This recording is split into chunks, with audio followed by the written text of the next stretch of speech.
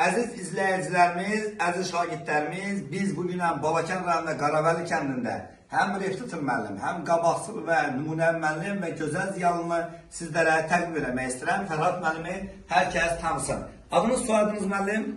Fərhad Gəndalov. Fərhad Gəndalov, çox gözəl. Neçə il təhsil sahəsində çalışırsınız müəllim? Harada təhsil aldım? Neçə il təhsil sahəsində çalışırsınız? Təhsildə işləyirsiniz? Bəli, bu saat işləyirəm. Neçə il işləyirsiniz? Bu saat mı? Bu saat artıq 40 ildən çox işləyirəm, 41 ildə işləyirəm. 41 ildir ki, təhsil sahəsində çalışırsınız. Bəli. İndi hal-hazırda neçə yaşınız var? İndi 62 yaşım var. Arzu edirik sizin 65, 70, 80, 90, 100 yaşınız olsun. İnşallah. Və inşallah gələk gözəl çəkiliş eləyək. Və hansı məktəblərdə müəllim kimi çalışırsınız?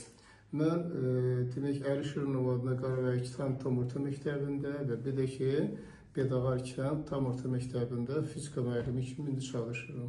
Çox gözəl. Sizin tələbələriniz də var, yetirmələriniz də var. Əsas şagirdlərinizdən ən çox hansı peşəni seçənlər var?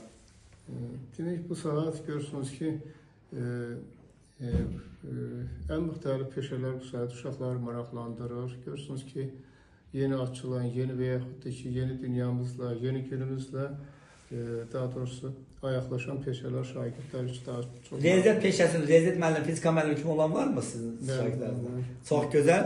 Bugün 2026-cı il. Mənim oğlum, bayaq dedim ki, Zəftalada riyaziyyat müəllimi işləyir. Çox gözəl. Demək, övladlarım hər üçü ali təhsil aldı.